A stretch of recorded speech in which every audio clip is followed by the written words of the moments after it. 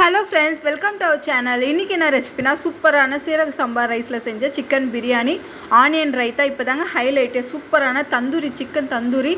அது ரொம்ப சிம்பிளான மசாலாஸ் வச்சு தான் செஞ்சு ரொம்ப டேஸ்டியாக வந்தது. இது வந்து சிக்கனுக்கு பிரியாணிக்காக மேரினேட் பண்ணுறதுக்கு மசாலா போட்டு வச்சுருக்கோம். ஒரு 1/2 hour ஊறட்டும். அதுக்குள்ளே நம்ம வந்து தந்தூரிக்கான மசாலா நம்ம ரெடி பண்ணலாம். தந்தூரிக்கு சிக்கன் எப்படி வேணும்னா தொடையோட கூடிய லெக் பீஸ் வேணும். அப்படி இருந்தால் தான் வந்து பார்க்கறதுக்கு நமக்கு நல்லாயிருக்கும். ஸோ ரொம்ப டேஸ்டியாகவும் இருக்கும். நமக்கு மசாலா வந்து சிக்கன் கடையிலே கிடைக்கும் இல்லையா, பட்டர்ஃப்ளை பிராண்டில். அந்த ஒரு மசாலா ஒரு பேக்கெட் ஃபுல்லாக போட்டுக்கலாம். அரிசி மாவு, கார்ன்ஃப்ளவர் மாவு, இஞ்சி பூண்டு பேஸ்ட்டு, தனி மிளகாய் தூள், காஷ்மீரி மிளகாய் தூள், மஞ்சள் தூள், உப்பு, லெமன், புதினா, கொத்தமல்லி, கருவேப்பிலை, பச்சை மிளகா எல்லாத்தையும் போட்டு கொஞ்சம் கொஞ்சமாக தண்ணி போட்டு ஒரு 1/2 hour ஊறட்டும். அது ஊறுற கேப்பத்துக்குள்ளே நம்ம வந்து பிரியாணி செஞ்சுட்டு செய்யலாம்.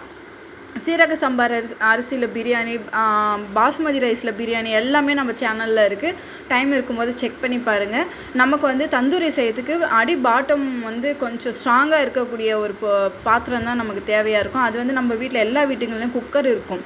அந்த குக்கரில் கொஞ்சமாக எண்ணெய் ஆட் பண்ணிவிட்டு ஒரு 3 விசில் விட்டு இறக்கிடலாம். அது ப்ரெஷர்லாம் போன பிறகு ஓப்பன் பண்ணிவிட்டு ஒரு ஸ்லோ டு மீடியம் ஃப்ளேமில் வச்சுட்டு நம்ம வந்து திருப்பி போட்டு எடுத்தோம்னா நமக்கு வந்து நல்லா கிறிஸ்பியாக கிடைக்கும். தந்தூரி செம்ம டேஸ்டியாகவும் இருக்கும். ஒரு டைம் ட்ரை பண்ணி பாருங்கள். ரொம்ப சிம்பிள் மசாலா தான், ரொம்ப டேஸ்டியாக இருக்கும். தோசை தவாவில் கூட நம்ம கொஞ்சம் மீடியம் ஃப்ளேமில் வச்சு நம்ம போட்டு எடுத்தால் இன்னும் கிறிஸ்பியாக நமக்கு கிடைக்கும்.